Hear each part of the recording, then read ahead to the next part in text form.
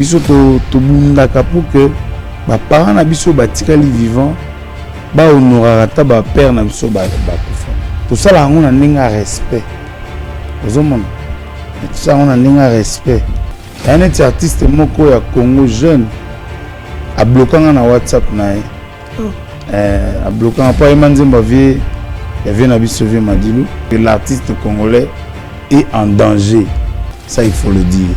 L'artiste congolais est en danger. Continue à être en danger. C'est fort. Ah oui, ça je dois le dire parce que nous sommes enfants d'artistes. Nous allons à Bongo, moi mobile elle l'a raté. Donc, mais tu peux conserver Baki parce que les gens disent que c'est un chantage pour la chef d'État. C'est le chef d'État. On a joué primature. Quand même, on a joué primature. Soit primature. Au sein de la primature, c'est légitime. Est-ce que c'est ma belle? La tenue question que bon, il va jouer ce monter.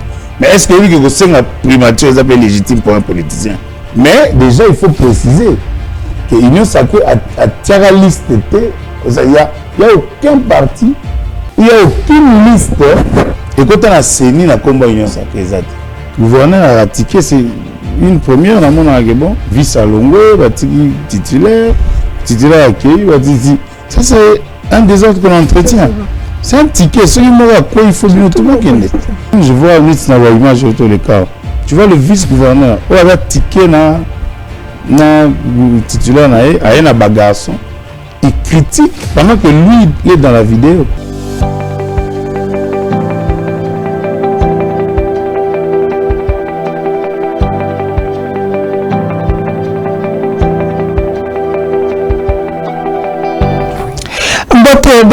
Baimboka ya Congo, nous avons eu le plaisir de se tenir toujours devant vous pendant que même Nabino ba invité bandeko oyo bazwa ya bango musala ya kolobela ekolo Congo, surtout kolobela nyonso oyo le kaka awa na République démocratique du Congo, parce que toyebi ete République démocratique du Congo déjà ezui tata mokonzi Félix Antoine Tshisekedi oyo awutaki déjà kozwa ngone na ye ya mibale, kasi après ngone na ye mibale il fallait tozwa gouvernement ya sika na ba député ya sika, kasi bozala serein parce que kalamingi était assemblée nationale déjà le 29 babinga qui ba député ne surtout bazali élu pour na ko sala ko la configuration comment ça va se passer entre ba regroupement na Baimboka ko enregistré bango yango de esalemi ezako salema déjà kasi na ngambo ya union sacrée de la nation avant kutu formateur abima avant kutu ba songer moi ko tala ndenge nini kota ya Baimboka oyo bazui ba poste belé to ki déjà to moni mato yoki mise moni njote ningani parce que mutu ekoti na union sacrée baza ko mituna nani yango azali na likanisi ya kopanza union sacrée parce que ba yebisaki biso toto yebi biso surtout que chef d'État yemoko loba ke union sacrée ezali likanisi bobele ya yemoko kasi nani yango alingi apanzango est-ce que ezali yemoko tata mokonzi to banguna ya République démocratique du Congo parce que yemoko akumisaki ba oya union sacrée jour ya investiture na yekuna na stade des Martyrs to kolinga to yeba lelo na invité na biso oyo to koyamba lelo c'est pour la première fois to yambaye pour na to kota na bozindo to yeba surtout likanisi ya ba regroupement na kati ya union sacrée nani yango azwe ki likanisi eza chef de l'état yemoko to ezali kaka ndenge baloba kaka poste ya pouvoir, poste ya positionnement, poste ya boye yango ne memi mbutu wana kasi on a tokota na ba break news nous allons vous informer que tension ezakomata toujours na est ya République démocratique du Congo entre Burundi, RDC, Rwanda. Tension mati kasi bayi évêque oyabiso batata puisque batata na biso ya bakambi bazali ko sala réunion kuna lolendo tozokoloba boye na Goma pona ko sangana koloba liloba moko liloba ngo zali ni ya koluka kimia kimia na ba région na biso pona tozali kolomoko tozali ba africain kasika kana goma kuna totikala kuna na goma près de 2 semaines déjà tozakoyoka ba bombardement ya M23 kuna na surtout na Masisi na mweso ba rebelle M23 bazako boma bayimbo ke belé to mono to la image baza ko kima parce que place moya ko vendre zate na mabota moya ko sala bilange zate moya ko vendre kima zate parce que M23 aza ko ba territoire et belé kasito yoka ki awa le VPM Jean-Pierre Bemba alobaki oya ko meka kananga to ko attaquer mais qu'est-ce qui fait que durant tous attaque wana gouvernement na biso aza ko vanda kimia tata mokonzi moko palaki na dernier intervention na ye na radio Top Congo et pas kulut na biso kese le sapono que jour oyo akoyo kaka M23 surtout Corneille Nanga soka basaleka clamouche kanga ako renir Assemblée nationale, Sénat, au Congrès pour décréter guerre. Mais pourquoi chef d'État jusque-là, Bazako Boma, Bazako récupère certains territoires, toujours rien. Nangambo, il y a FARDC, toujours dénonciation. Et ça, quand tu as continué à casser ton conseil, ça, Breaking News, n'a pas lelo pour la collaboration était. Il est de retour, l'homme de tous les coups, l'homme de toutes les forces. Qui est cet homme? Il s'appelle Gentini Ngobila Mbaka, l'homme d'Atalako. Mtoye Mbaka. Mtabimisa, Fati, béton à béton. Mtasagabe. Tosisi Pungi. Dans le vieux Nabiso Yakini, dans la zone de Kitiya Bokozi, parce que le VPM Peter Kazadi a aussi Kozongisa, on est surtout gouverner la province Moussou, il y a Mongala, il y a Tuapa et les autres. Bazongi Nangone na Bango, Kassi, Mitunana, Kassi, Ninyango et Kosalema na ville à Kinshasa. Qui va poursuivre ou qui a mandaté Jeko Mulumba yakosa misala o asali to mona ville à Kinshasa nana ngwa pesa qui tiswana nana ngwa ko poursuivre mbongo wana bimisi wana ekoleka ndenge nini awa na ville ya Kinshasa wana ezali basango to ngo to pesa bino yango ndeko bisiko vandi like commenter surtout na koye bisiko elo moko na ngite eza match à Léopard avant match à Léopard zo likaya tia pembeni zo mungwa tia pembeni zo mama lili tia pembeni walelo ele bakulut na ngai poto suwa ba mbodi ko bimawa parce que lelo to yami mwana mboka ba bengaka Alain Madilou, l'un des communicateurs P. Moi je n'ai pas chanté sur les chanteurs mais l'un des porte-parole il y a INC, il y a Vital Caméré, le VPM Mobala Mamida, il y a qui candidat malheureux kuna na funa to linga peto tunaye na mwamba pito ouais na mwamba to linga to tunaye pourquoi à longité est-ce que yep bakari na machine té est-ce que yep c'est ni kadima alinga ke longina était to nini to ngako to tunaye parce que yene to yambilelo c'est pour la première fois restez branchés et nous allons parler avec notre invité mon avocat Alain Madilou Mbotenayo. Mbotendo Charlie Palais. Changona Kinshasa, comment Palais. OK. Bonne santé, bonne famille. Ouais, santé ça va. Famille politique très bien. OK. Famille biologique calme. OK. Moi nous teningana qui mais si ça va, nous sommes là, tozongeli Oyezabo mon messano, tokenda ko bunda na terrain. Malgré nos 6000 et quelques voix politiques, ils allaient à Bongo, moi, mobile allait la rater. Donc, mais tu as conservé Baki parce que Bisson a INC, tout ça a élu Moko. Alors, n'a pas ce que tout bandako s'agiter, tu as pour s'otandaku et marana balabala, tu conserver autosui, c'est le plus important. Est-ce que ça te pour la autorisation, tu as mandat que c'est constitutionnel? Biso mandat qui benga qui communiquer, venez boya tout ça, nous sommes un parti structuré. Biso ça pas maramune ti batutute. Ya mona batusu ba ko finga na balabala biso tozotala. On batusu ba lela biso to sa politique. Parce qu'en politique, nous avons beaucoup appris et nous continuons à apprendre auprès du Mwalimu. Au moment où on a fait un Mwalimu matin, midi, soir, ils ont kakamanga kotelande babambela libanga. L'homme le plus insulté. L'homme le plus insulté de la République. Il y a un conseil moko en tant que papa nanga. Il faut que peintre abeba bilamba mais pour Télisandako. C'est des charges pour la République Nabiso. Et ça, le peintre. Donc, il est là, abeba bilamba kaka pour Télisandako. Ok, nous allons en parler tout en détail, mais il y a Liboso, Ozali Moko, il y a ba Congolais, Oyo, ba Ebi moi, toi Azalaki, Azalaka to proche, il y a ba Langa Nzembo Nabiso, culture Nabiso, vous voyez Bakanzembo, nous venons de perdre notre aîné, notre yaya, notre père, Chaka Congo, Oyeba qui est Ndengenini, au nouvel ango et Zionde. En tout cas, toutes mes excuses parce que j'aurais dû commencer par ça.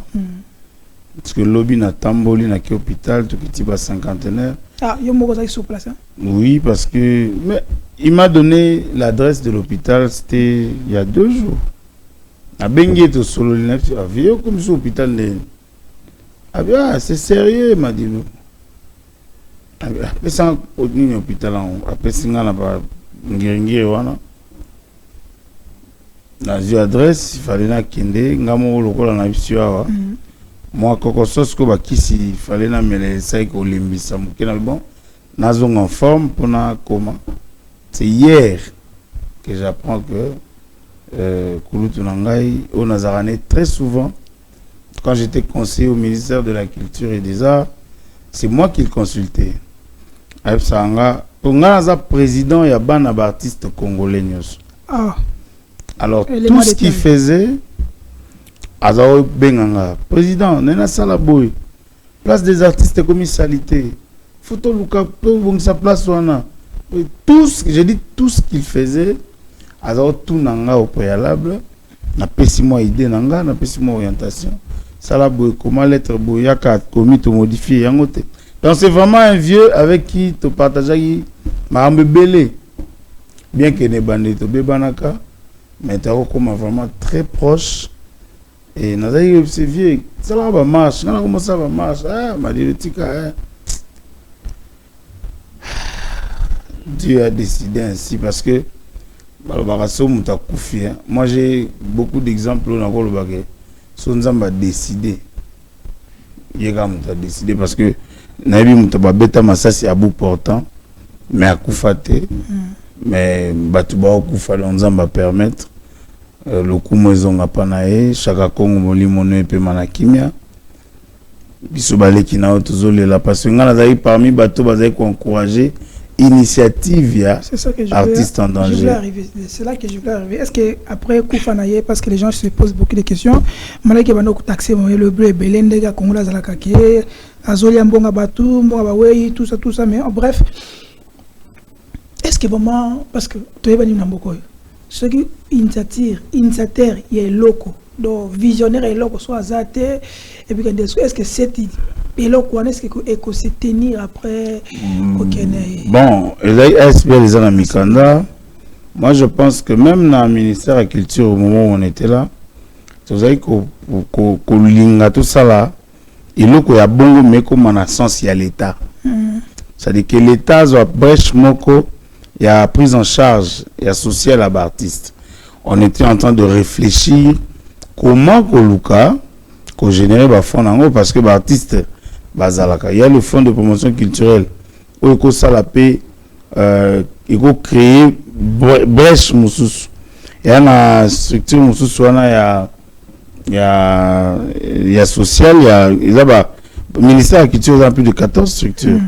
La structure associée, il fallait tout le temps il y a impulser pour le secteur parce que les artistes, Moni Sokoda, œuvre il faut tekama et puis dividende des hommes, mais il fallait quand même structure spontanée là et tu vas travailler pour que tu associes artiste en danger et quand on a quatre tu veux que l'état à la race artiste à Koufi faut l'état siéger pour voir Msambongo.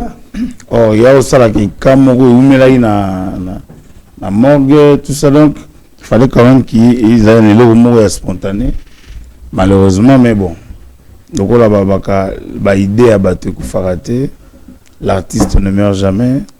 Chaka Kongo n'a pas démérité à tiki misala na mikanda à tiki ba œuvre au sala que ba pérenniser pérenniser œuvre parce que l'artiste congolais est en danger, ça il faut le dire. L'artiste congolais est en danger, continue à être en danger, c'est fort hein?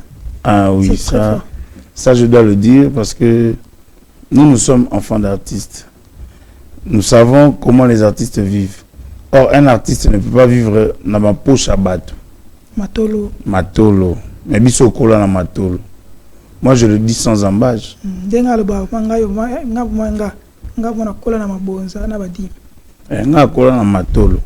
Ça dit ponga na lia. C'est un pasteur. On attend la classe, fallait pas caber la paire. Ponga na vivre. Or, la logique voudrait que artiste allait na suya ya front. Mais biso et ça que Namboka, les conditions veulent que l'artiste soit ndenge tozawana. Mais je félicite encore une fois le président de la République à tali secteur à culture. Parce que na Kinshasa, faut le dire, showbiz et puis c'est quand même que tu as une salle à spectacle. Namoni Mozamboka zo tonga arena. Partenariat wana et au sunga ba artiste. Parce que 20 000 places, ce qui n'est pas artiste na biso nyonso na botanga moko, abibona générer ba fonds, à sa promotion à 3 mois, aibi que na fout à billet te pona ke Paris, na senga visa te pona zo batu, c'est juste à côté au stade de Martyr.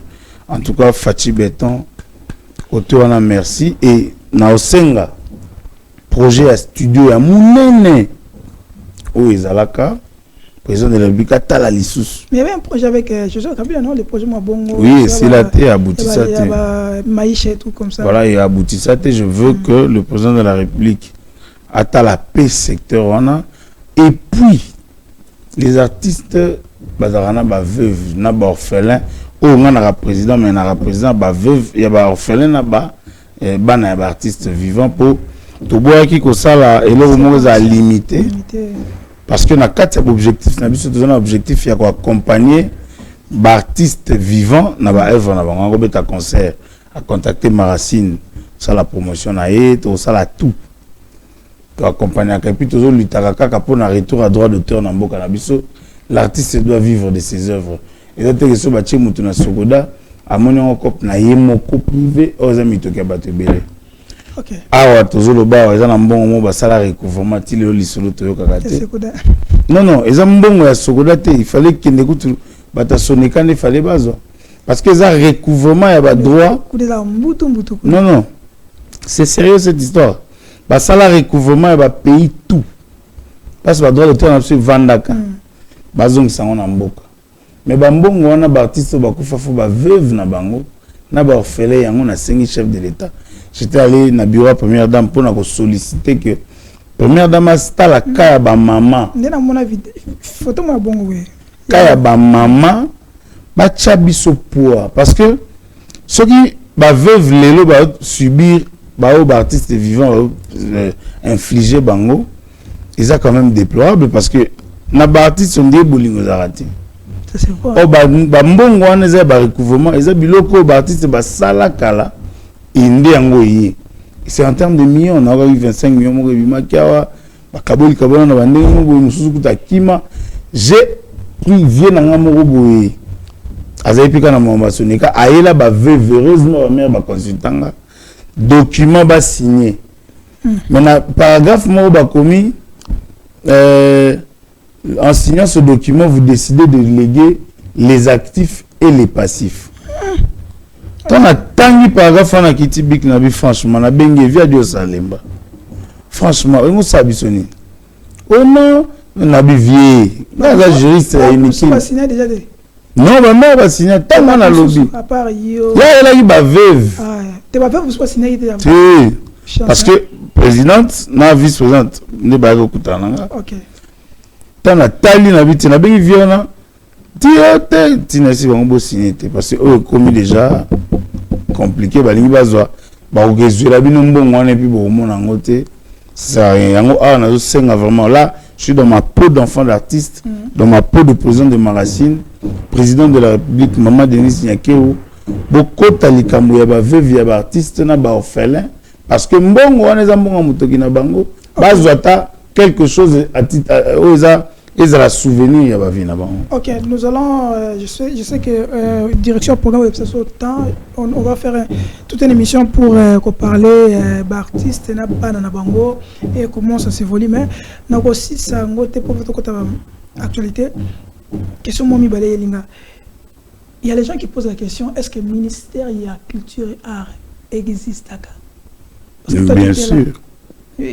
Parce que c'est comme si c'est absent. Non, le ministère existe. Non, et ça existe sous le papier, mais dans le fond... Non, Sotali Lelo, moi j'étais là, Sotali ba réforme ou excellence Kati Katungu Fora Sali. Est-ce qu'il faut voir Bana Moussale Salamara, ils ont Salama. La structure à ministère, le quota en activité et comment on sala. Ce qui est dans le musée national, tu sens que l'activité Salamakaana, ce qui est dans la bibliothèque nationale, tu vas aller à livre et école, partenariat, tu vois un peu. Tu vas au Canada, pour un partenariat, livre, fallait et là je crois 10 000 livres pour la route. Donc, à qui faut bouger ministère vraiment. Moi, je sais que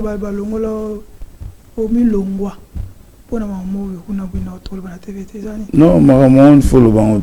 Le banc, non, non, il paraît non, ça c'est sont des spéculations. Dans le longwa, le ministère où il y a obédience na biso. Dans quel ministère mususu il y a obédience na biso. C'est la même famille, non? OK, toi ça les bon espace où mususu à côté OK côté ya nda ko. OK, toi si question sur capot c'est mon artiste. Comment en tant que président il y a artiste oyamba ki ndenge nini to o comprendre ki ndenge nini propos o était moi tolé il y a moi na ya JB Piana envers Koffi Olomide tant que tout ni makambo ya Denis Lessé. Comment tu avais compris ça alors et toi tout ni maman ya Koffi exemple de apexanga na ma père apexanga na sona na moi na il a arrêté ni angana toi tout ni Denis Lessé ah na lingata tanga bon to pas modinga Denis Lessé ça crée un peu de tollé. Non, ça c'est un jeune, il faut seulement que ça ait mikolo. Il faut en amont manière à lever la bango. C'est des propos quand même un peu pas tolérables. Aza jeune frère Nabiso et ça biloko yof tout l'obélaïque. Non, il faut pas parce que moni neto zaraboué biso to bundaka pour que ba parents na biso batikali vivant ba honorara ta ba père na biso ba kufa. Bon, tout ça là on a un respect. Ozomona. Tout ça on a un respect. Et un artiste moko ya Congo jeune a bloqué na WhatsApp na e. Oh. A bloqué pas Emanzemba vie ya vie na biso vie Madilou. Même si le droit d'auteur est inaliénable et les droits voisins non plus. Mais bon, à Nzembo, à Kasoli, na famille Moko, on fait sur na bateau bazari, ba droit d'auteur, na ba droit voisin. Parce que Mouta yembi a un droit voisin. Nzembo sami yemba mi pour Madilou Mouta yembi. Nathalie c'est artiste, si pourquoi on sur na famille Moko, esa famille ya bisope, na olinga te to comme na musika, mais honneur nde na lingi ezongela yo. Madilou maman bota vivante. Kenda katoko pese mbote. Et c'est maman. Na yemba inze mwana na o merci. Moni tanga opambolo na maloba. Et osunga pe yo. Toko bete. À la jeune ça va succès lelo. Mais bon. Le roi a décidé qu'il n'a comme un point où moi question tuninga. Et puis maniti qui na vilipendé artiste. Je me suis tué. Na bagi sagesse na et interpellé jour mususu avant dans le bâti ngam na succès ngam na number 1.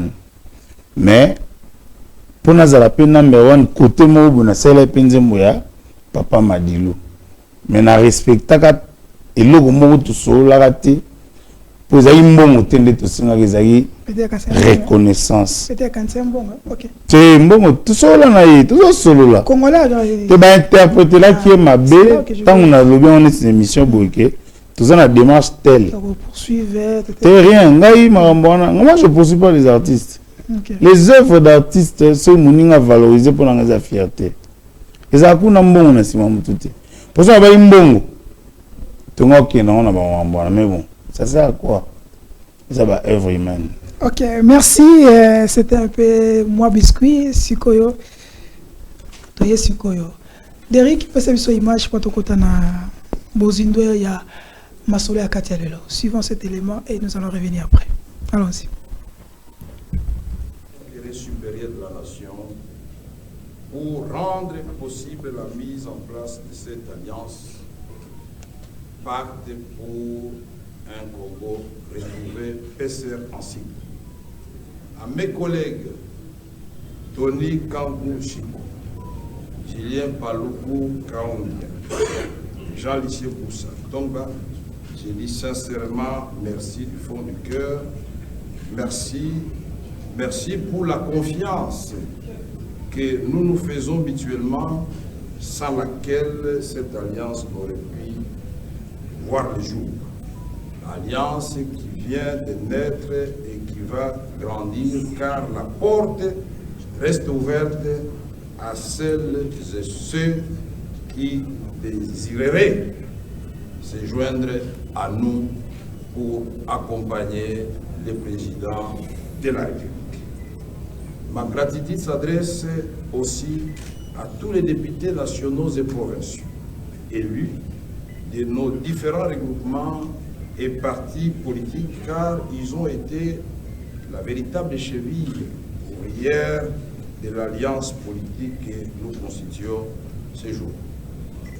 Je ne saurais terminer ce mot sans affirmer haut et fort que la coalition que nous formons aujourd'hui est une grande contribution au renforcement de la cohésion au sein de notre grande famille politique, l'Union sacrée pour la nation.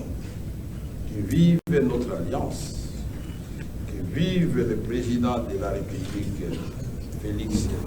C'est bon, Derrick Loukeba, merci pour l'élément. Ndeko Madilu, Toko Tisikoyo. Pourquoi l'ancien Union sacrée après ma ponami INC et l'ongona bato baza kolanda bango na tête na bango Vidal Kamere bo créer PCR. Et c'est quoi d'abord PCR na ngonga oyo na kati ya Union sacrée, parce que Union sacrée déjà une plateforme électorale politique pour la chef de l'État. Malo na pesio. Na moni question ana ezo au moins siko limbisi bolimbisi moke nazo Singapour nazo message ya maman nangai maman Mwangaza maman Amida. Oh, merci beaucoup maman. Nalinga oui ba politicien mingi bazara ba hypocrite. Ah bon? Mais ngai les jeux politiciens, moi j'ai grandi dans une famille chrétienne. Je fais la politique, mais je ne me comporte pas comme des politiciens. Ils vivent derrière les intérêts. Moi, j'ai toujours dit la politique n'est pas rémunératrice, mais elle est compensatoire. Et en mon temps, on me pose une question dans CP là. Maman a mis dans mon gaz de place sur l'inzamba pambola parce que wali pamboli pour na papa na biso mwalimu. Yo. Jalelo. Denga pena côté pas maman jalelo sanga. Pour moi ni koza ko utana mobile azana boloko. Ozanaï abimi aza élevé, il faut annoncer les pamboli. Est-ce que Batoumi Banoza Merana Kende Batonoza Mabe Makasi? Non, c'est-à-dire, il faut vraiment ça l'ipamboli. Alors, il y a un moment où on a un parcours, on a l'autant open en d'autres.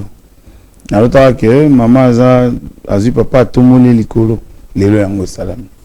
Et on tire pas maman a rappelé na déjà les lopos. Moi biso ba nanza metango likambo salama positivement. Faut comme c'est ça. Il y a un petit témoignage. Maman a mis des place sur aller nzamba pambola yo na ebisaki papa nazo continuer koloba. Papa est le politicien le plus insulté kaka parce que il a une mission pour le Congo aux côtés du chef de l'État. Peintre Barabilamba mais pas Elisandako.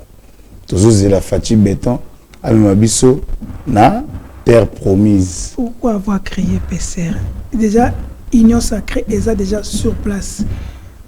Jean-Pierre Babi qui c'est une rébellion, na Katia c'est Union Sacrée. Toi qui est moi pratiquement bon. Bon, mon parti a bien na tiki moi boy pour parti na ngwana. Apina na parti politique pour nous expliquer que il y a une majorité présidentielle et une majorité parlementaire.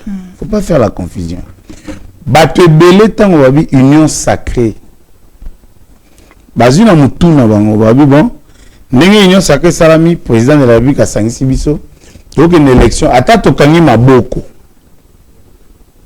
Donc on a cette union sacrée, on va se retrouver, n'est-ce pas? La politique est un jeu de groupe.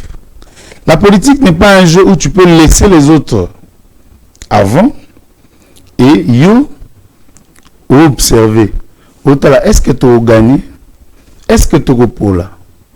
Bon, tant que tu as gagné, même bateau va comprendre que les efforts et salami penza pas na yote et pas yote. Tant mieux. On les a dans lobby.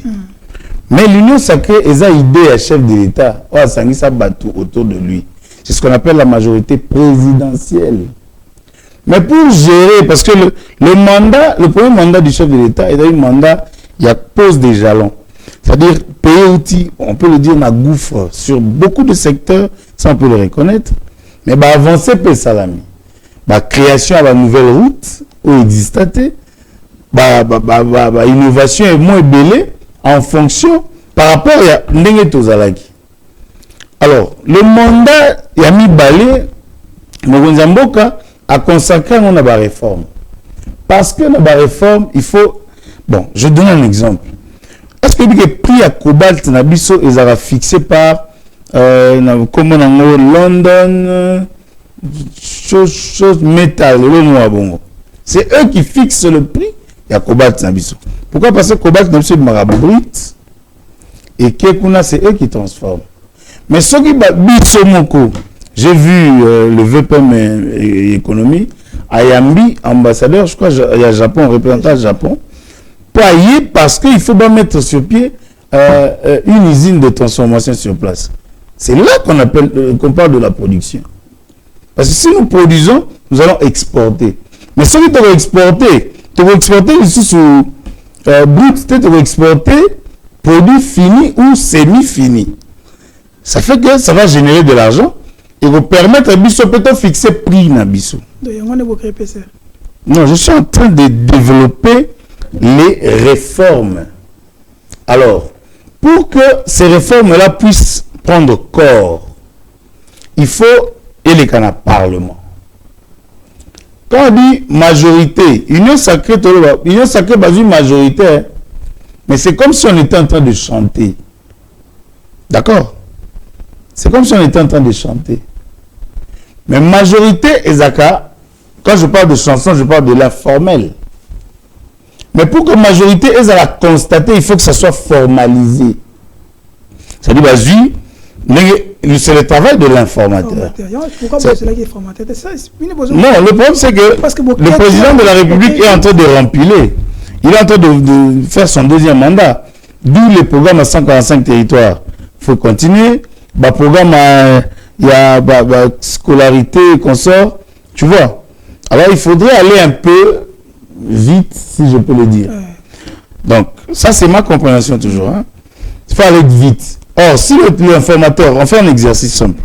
L'informateur vient, il fait un mois au Parlement pour identifier les majorités. À identifier les majorités, il y a un rapport par chef de l'État. Le chef de l'État a validé, Ababandi ba tractation pour la formation du gouvernement. Ça nous prend autour de 3 mois. Est-ce que vous avez d'abord, parce que télé Ezali Tango, est-ce que d'abord majorité, il y a une sacrée, est-ce que tu as contesté, tu as vérifié? Parce que vous avez déjà. Il y a un lobby que, en le disant, l'union sacrée est une majorité. C'est comme si on était en train de chanter. Même Nzembo. Mais ça se constate, on ne chante pas, mais ça se même Nzembo, bah comment au vu inspiration, au commis. C'est ce que j'appelle informel et formel. C'est-à-dire, l'union sacrée est la majorité, d'accord. Mais déjà, il faut préciser que l'union sacrée a tiré la liste. Il n'y a aucun parti, il n'y a aucune liste. Et quand on a saigné la combat l'union sacrée, pourquoi avoir créé? C'est ça, je suis en train de vous répondre. On a la réforme et tout ça. Je suis en train de vous répondre, nous sommes assemblant. Et dans la liste de mon côté, je suis clair. Et quand on a saigné, la combat l'union sacrée. Pourquoi quand Vital Kamerhe? Mais est-ce que aujourd'hui, moi j'ai compris, mais non, quand je suis ici, normalement c'est la place il y a des parce que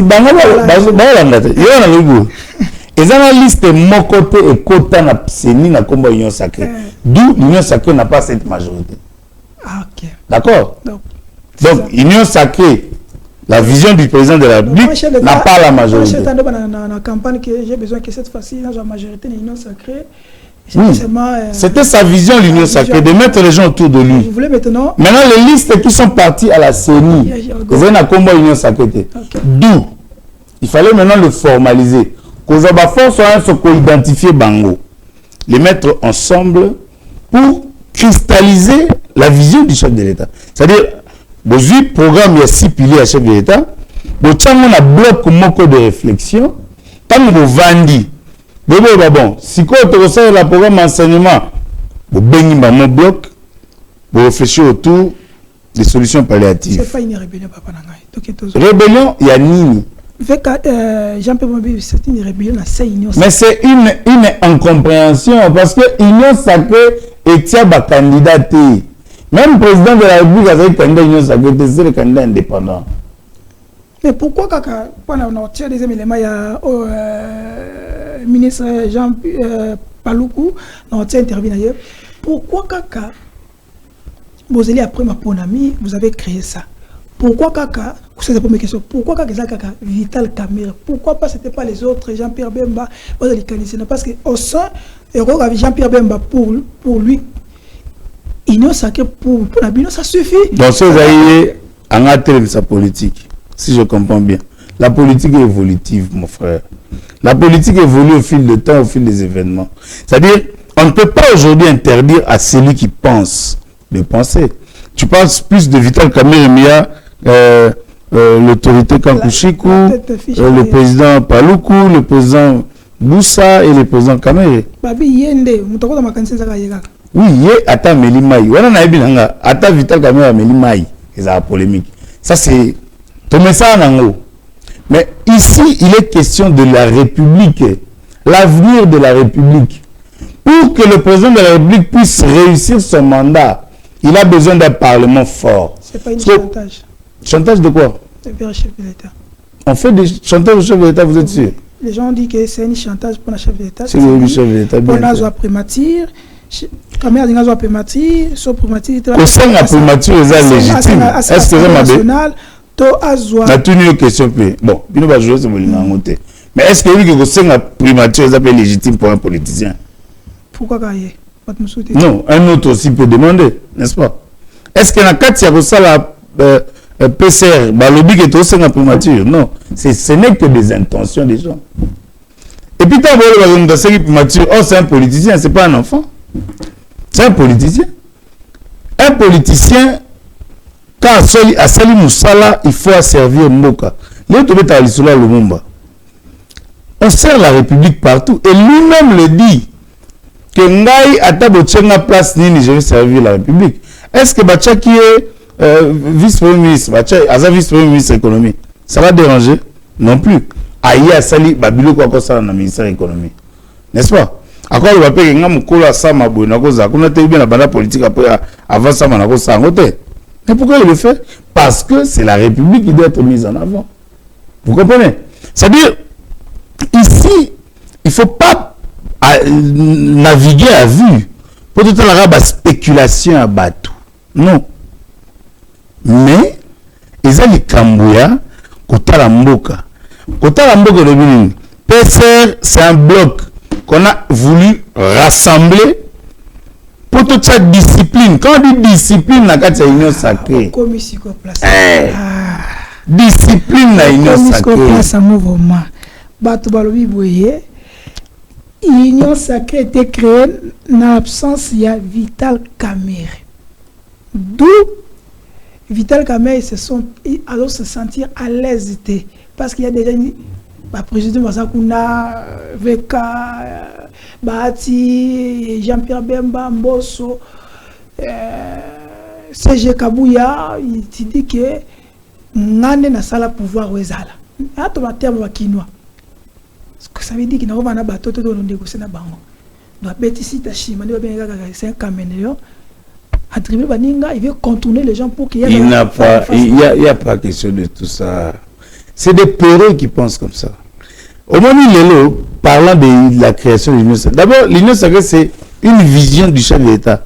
Dans le discours à 6 minutes, le chef de l'État m'a créé l'Union sacrée. Il est mon co. Mais bateau piloter en pays. Tous à tous sera bakinote. Ceux qui peuvent avoir que tous à prudent.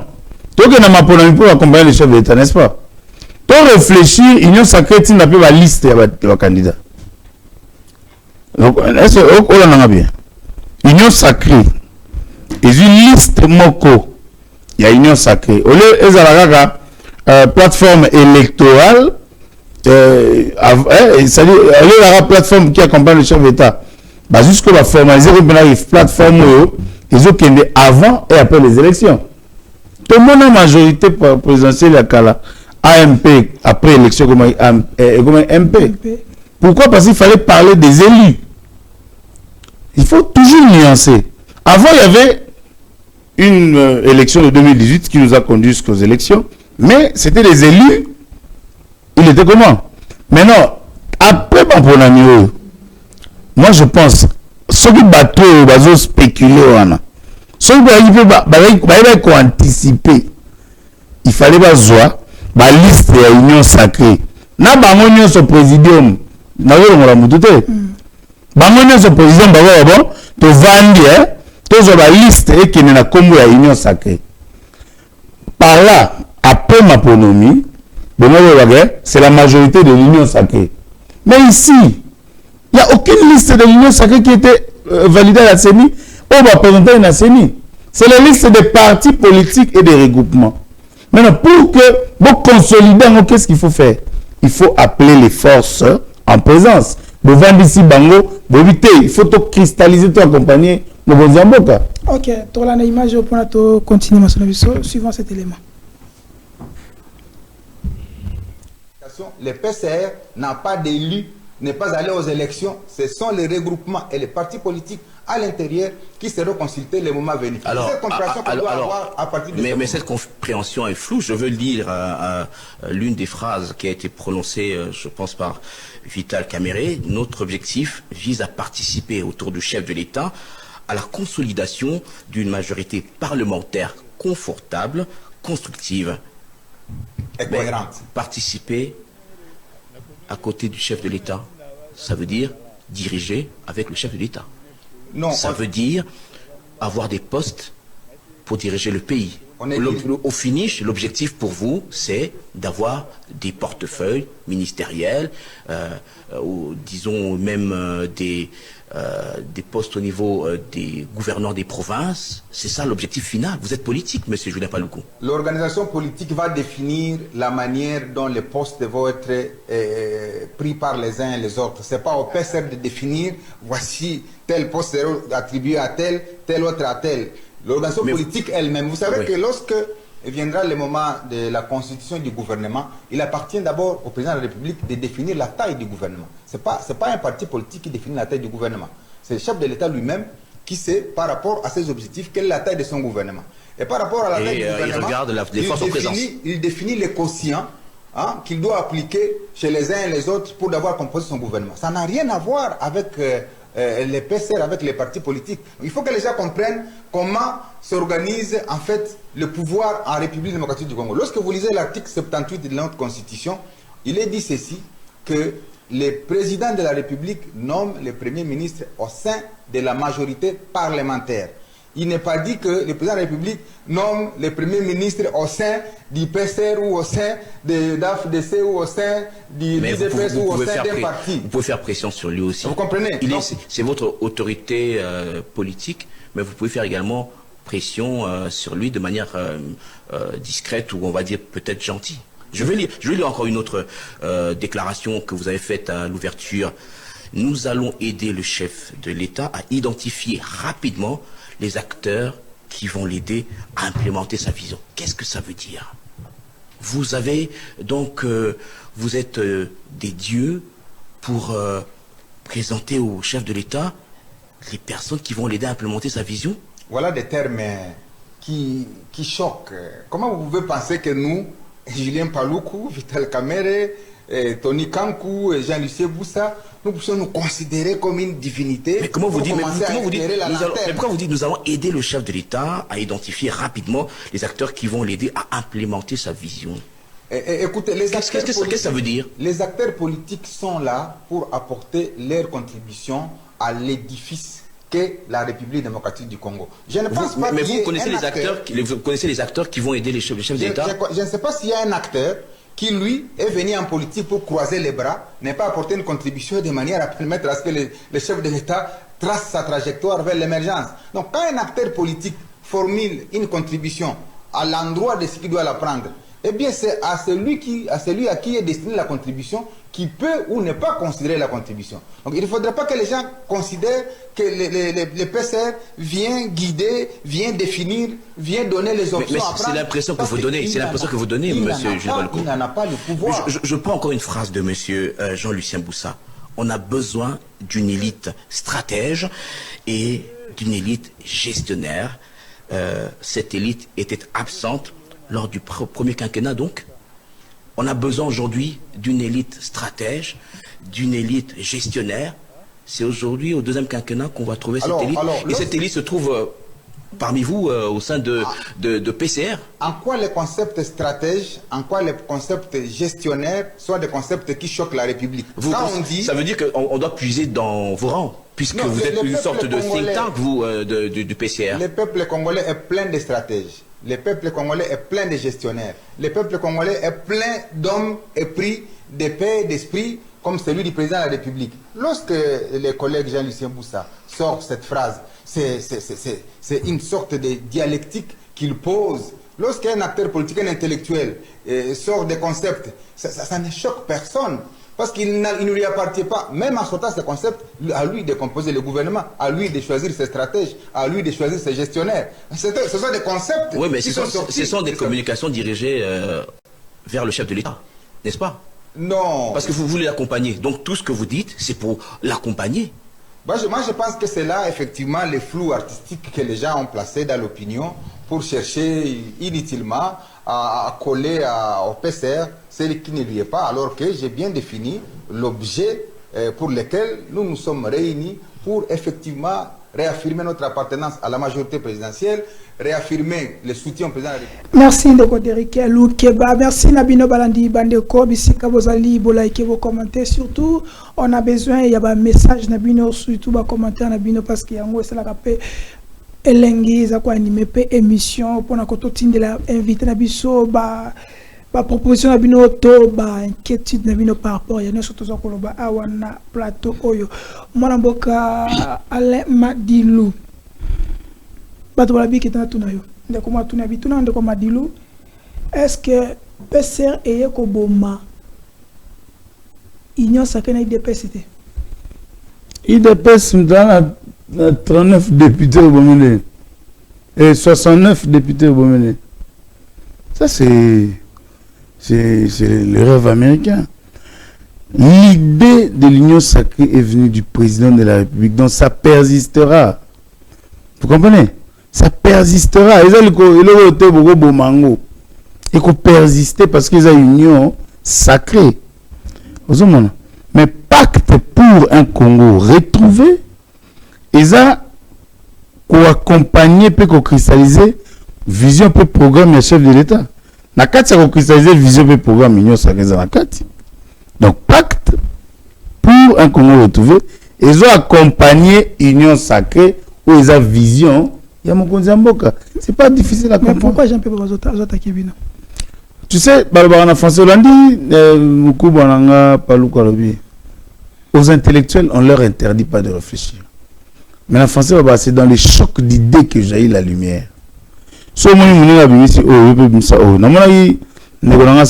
d'excellence, monsieur le Premier ministre, à Salipi plateforme, na bango, na ba excellence Guiloando. Vérité.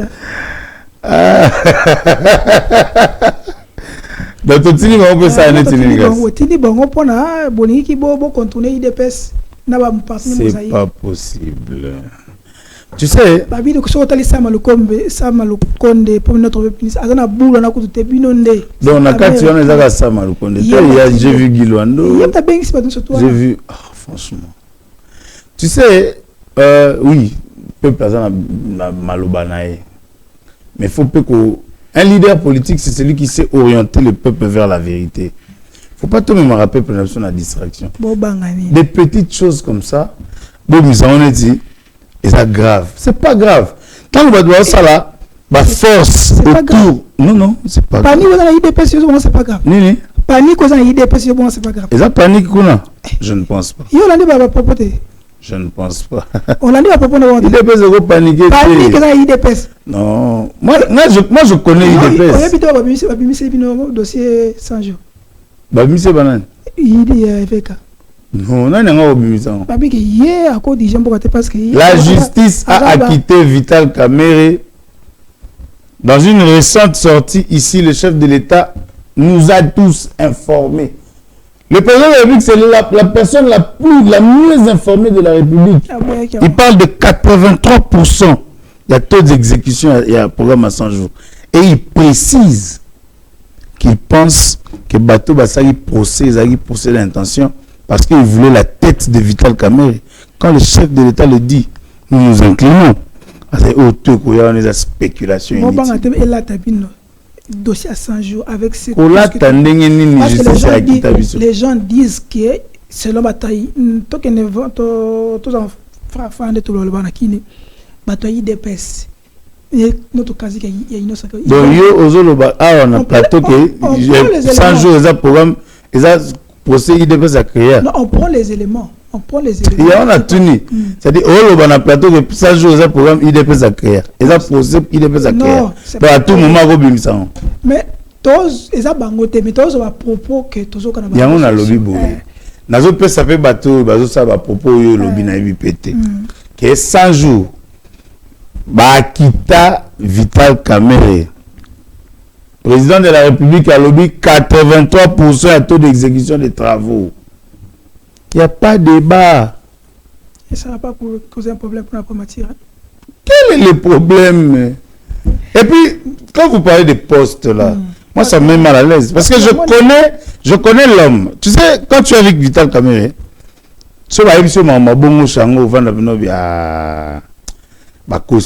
Vital Kamerhe n'a pas de relation particulière avec des postes ni de l'argent.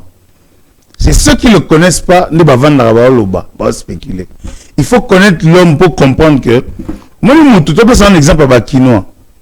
Moutou, la a poche nae, a $100. Azu a payé $100 nous so peut attirer l'ampiaka. Na Moutou a 100, a mo luka comme à 500, bara différent. Moutou a 100 luka comme à 500 ko yiba. A ko détourner. Mais Moutou a 100 kabara pratique na vide. Aza Moutou a une relation na mbongo te. OK, donc il va vers Kochité. To santé dossier en ya ville Kinshasa, pour notre dossier dossier wana PCR ezali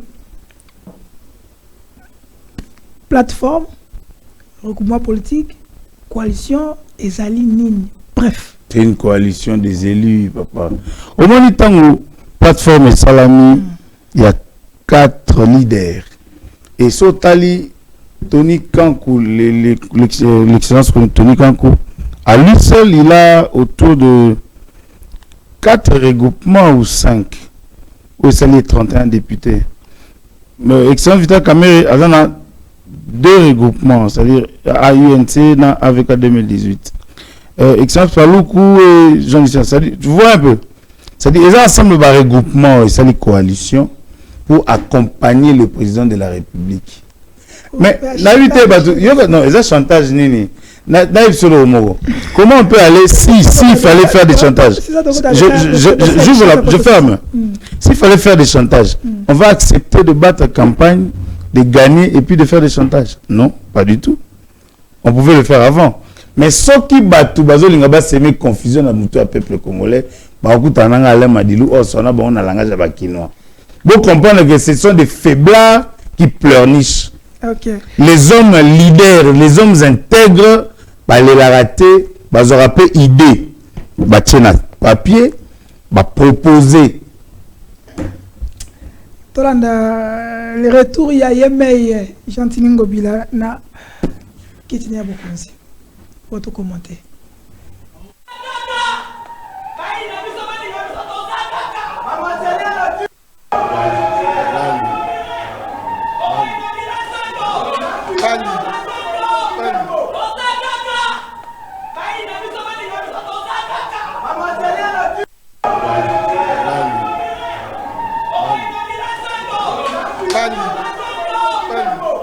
Qui ça va bref, moi on a eu mon poche. Après on a eu cette que dans la excellence. Au fond d'accord ami, qui cherche comme solo. Yo ça que gouverner qui cherche comme solo partout. Battre des à la qui ça va bref. Moi on a eu mon poche. Après on a eu cette que dans la excellence. Au fond d'accord ami, qui cherche comme solo. Yo ça que gouverner qui cherche comme solo partout. Battre des boucher, battre boucher. Je crois à déboucher battre. Pour tout dans moi, à sur la tête. Hein? Si vous avez le colo ya mukwa tombolo, barrière il y a premier mandat, tu reçois la soutien à deuxième mandat. Point barre. Au salut ma belle justice a condamné Yozala Kuna. Point barre. Au salut la poste à bateau basé dans la vision chef de l'État. Je vous dis que je comprends Moulumba, coup de chapeau à lui et puis tu accompagner Tina Soukata, communicateur privé du chef de l'État. Tu dois accompagner Tina Soukata parce que vision n'a rien.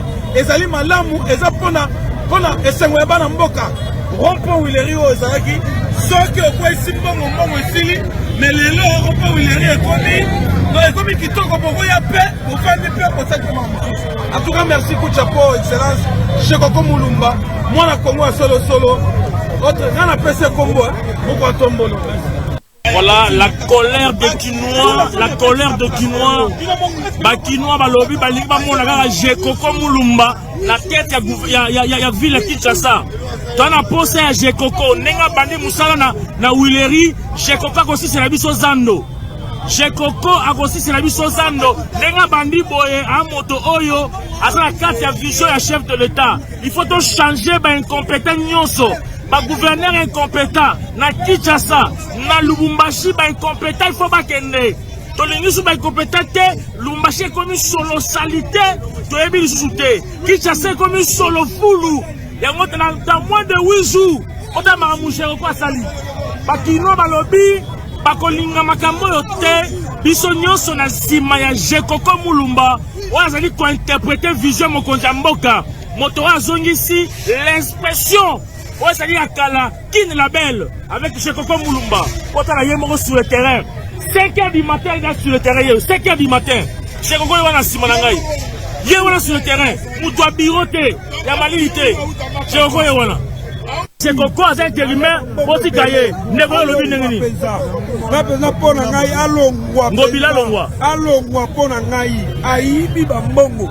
Ba kitesa ba 2000 ba 1000 freke.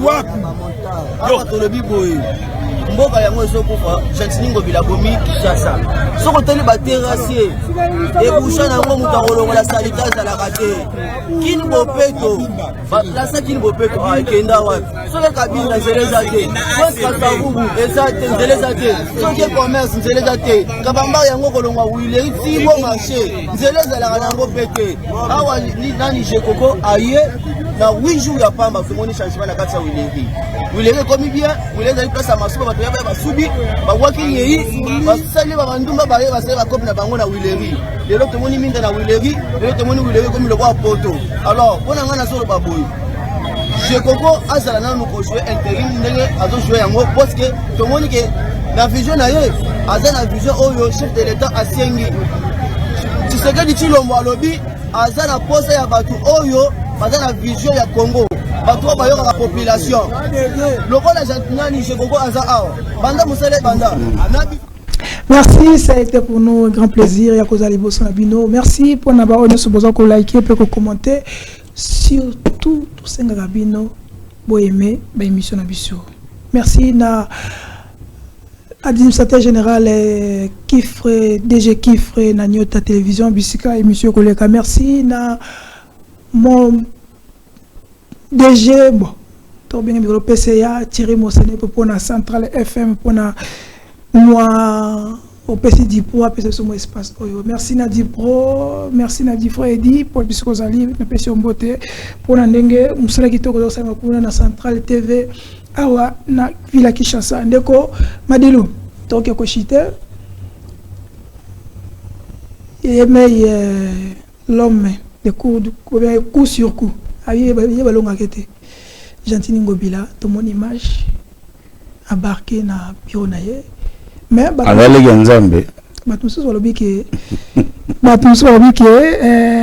personnes disent que la disposition de la justice ne peut pas répondre, Gentini ne peut pas répondre ses fonctions, ni encore imiter naie et la élever parce que la justice déjà avait saisi déjà Makambouana. Et vous allez juristes, comment vous analysez cela? Bon, moi je pense que les choses se sont faites selon ma sentiment à tout. Oh. Oui. Expliquez-nous. Il faut éviter des fois de mêler l'État, les institutions dans un conflit personnel. Certes, le gouverneur a n'a pas mais bon, et comme ça frise de l'acharnement. Ah bon? Ça frise de l'acharnement. C'est-à-dire, les lots, bon, Aïbi, machine, Seigneur invalidé, d'accord, bah, la justice. Justice a saisi en affaire. Mais bon, il est gouverneur. Bah, rappelez qui va on a Kinshasa. Mais il faut aussi le dire que gouverneur est ratiqué. Gouverneur a ratiqué, c'est une première dans mon bon, vice à Longo, titulaire accueilli, ça c'est un des autres qu'on entretient. C'est un ticket, ce à quoi il faut bien tout le monde. Vous comprenez donc, tous ces désordres-là, on n'en a pas besoin. Je vois une image autour des cas. Tu vois le vice-gouverneur, où il a ticket na titulaire na un bagarson, il critique pendant que lui il est dans la vidéo. Sur place. Oh, il sur Yemo pas dans la carte. Ça sert à rien. C'est-à-dire, tout valoriser l'État. Tout valoriser l'État. On n'est pas communicateur officiel chef de l'État. Bon, ça c'est maintenant normal. Il parle des sous-chefs de l'État. Il parle les chefs de l'État ne sont nommés. Le communicateur privé. Quand vous dites privé, il faut y aller nommé. Ça veut dire que nous sommes là, chef d'État. Moi, la porte-parole, il y a eu une ville de Kinshasa nommée par Vital Kamerhe. Alors, il ne faut pas des spéculations. Des gens viennent ou qui ont qui ça à la vous créez mon pour vous avoir là. Il y a un ami c'est que là, il y a une partie mon avant d'apprendre mon bien une émission na yi na silisi na zone. Na ina tala excellence telle excellence oh yazana ko madilo aki pa nga kosi. Est-ce que musala bomba yo sala wana? Musala gentil ngobila to non. Je crois que ça est-ce que la personne musala est un gouverneur il y a quoi ça musala? Non, en fait, assainissement, ils ont la structure. Parce qu'il y a des bourgmestres, il y a de tout ça. Logiquement, ils ont que, bon, ça dépend, sur la salle, peut-être dans bon, on a en tant que personnalité. Bon, non, je suis en train de dire, à moins que Zala, à Salango, on a en tant que personnalité, mais puisque, à gérer institution, au moment où on a un appel de fonds, et pardon, appel d'offres. Même le gouverneur, on a géré, il faut ça l'appel d'offres marché. couper ça ba structure habilité et puis ba structure on a ba gagner des marchés pour ça là. Et quand vous le faites pendant un temps record, ça dépend. Peut-être le marché ça déjà attribué na batou. Vous béni bango vous pesika coup de pouce. Peut-être batou aussi ba gagner marché on a. Vous béni bon ça va marcher aussi pour gagner bon sala. Plus de 5 ans oyo na tête de la ville place na ba sala on tra siko ba sala ngo. Tu trouves pas que Zali le moko un peu vouloir simplement qu'on salir à titulaire na? Non, c'est quand c'est une bonne œuvre, tu salis, tu dis oh salut, ça c'est pour toi. OK, mais ça dit pas le vite que Ngobila il n'a rien fait. Non mais est-ce que tu as tchanga pour toi? Ah salut titulaire honnête. Mais c'est que je fustige. Et ça que aux en la vidéo où on vilipende. Hein, c'est indécent pour moi. Hein? C'est pas vraiment respectueux. Il fallait pas excellence vice-gouvernement azana katia vidéo wana. Moi je suggère. Je suggère qu'il fallait pas azala. Il fallait vraiment azala tina vidéo pour la beauté à moi tant ce moment revendication là et moi j'ai sens sur la vérité. Mais le fait qu'azana et manette que bon, c'est lui qui impulse. Bofinga bo critiquer et perdre quand même moins crédibilité vidéo. OK, donc si ça va ville à Kinshasa, est-ce que le love ma ville à Kinshasa ndenge mamozo kende, est-ce que tu as toujours besoin toujours soit les arabes natifs il y a ville à Kinshasa pour na kito ba tribu auto y bien pour ne pas citer certaines parce que Kinshasa c'est biso, Kasa c'est biso, ni c'est biso, foka ka biso, so biso to ate et simbate. Bon, moi j'évite des débats des tribus pour ne pas que tout comme on a un repli identitaire. À l'époque de Mobutu, tout le monde a fait Kabonarate, c'est parce que comme les villes qui ont mon Congo qui a gouverné à Goma. Tu comprends? C'est pas impossible que tous les gens soient au ville, mais en concertation, n'a-ba parce que nous sommes des Bantous. Ce que ça ravin à l'époque. Ravin, chef coutumier battu banyoka. Mais ce que vend ici bangoka kaboé, solo ravin ça nini ici. Mais bon, moi tout excellence Denis Kambaye. C'est-à-dire il faut pas oublier le côté mystique des villes. C'est très important. Il y a un moment par le Congo central Tobandundu, nde bako gérer Kinshasa. Tous les autochtones, c'est-à-dire Bataro, Kinshasa, Bateke na Baumbu, Tobandundu, to Congo central nde bako gérer Kinshasa parce que le côté mystique ezo pesa nzela na bao bayebi yango pour ba gérer. OK, toi ici, question suka toi ici vraiment est-ce que vraiment nde batoto baki Assemblée nationale oza kazik battu ethnique moko. C'est pour cela Vital Kamerhe n'a pas créé un groupe soyez fort pour faire face à l'Okwana. Vous prouvez ça ou aux hôtels au village? Moi j'aime pas faire des débats de tribalisme. Est-ce que nous avons Congo mais à se comporter à l'Okwa Mongala? Nous avons Mongala mais comment se comporter comme Congo? Il y a un métissage à Baras. Tout ça, Congo, Babalana, Balouba, Babalana, Banani, Babalana. Ce débat-là, moi, je trouve ça un débat de bas étage. Des gens limités. Des gens des plaintifs. Un homme se mesure face aux obstacles. Vital Kamerhe, il a défié tout un régime. Et tant que c'est dans l'histoire, on lui a dit, écris ta lettre de démission pour démissionner de l'Assemblée nationale. Il a dit, j'ai été élu devant le Parlement, devant les élus au Parlement, je démissionnerai que devant les élus au Parlement. Oh, mon balité. C'est bien un pacificateur, mais il a un côté bon sens. Il y a responsabilité et la dignité. Donc, je ne pense pas qu'il va avoir peur. Il y a front. Non. C'est quelqu'un de respectueux des règles. Il ne peut pas que ça le loco pour contrer le loco. Vital Kamerhe a la passion du Congo. Il faut au mouvement pour comprendre. Ça va aller 1 heure du temps. Il te parle du Congo pendant 55 minutes. 5 minutes, vous pouvez te faire baler. Ok, c'est bon, aussi, c'est parce que nous faisons, sinon on voulait vous poser cette question. Quelles sont les relations Vital Kamerhe avec d'autres hommes politiques et parce que nous avons la campagne, à Finga qui moutouté, à critiquer moutouté, et battre c'est comme si ça n'a arrière-pensée moussous. Nous avons candidat belé, attaquer Mouningo, Yazali, Aoutazali, rebelle, Yazali Boye, mais Vital Kamerhe n'a pas senti cela. Quelles sont les relations avec d'autres personnes comme Moïse Katumbi, je voulais dire aussi. Est-ce que pose à la campagne il faut finir battre? Tout le monde dans la campagne, il est le seul, il est le seul. Non. Il n'a pas à faire ça. Pourquoi? Tout le monde n'agit pas de la même manière. Il y a des tangentes. Il y a un entre Bissona et UDPS. Tous un temple, Bissona temple la pacification. Bon, on va temple la chaleur. Au moment où UDPS a chaud, Bissona pacification. Malgré que Bissona a pas de terrain. Tout ça, on dit libala on est zarani, toi moto na malili. Le bébé hein? Le bébé non, le bébé na bébé te. Na dit que au moins biso tara, au moins cash auto format. On essaie va comprendre. Te cash auto format ka. Tu as temple la pacification, na temple la chaleur. OK. Libala on est ça que so IDP c'est kebo. Biso to bon.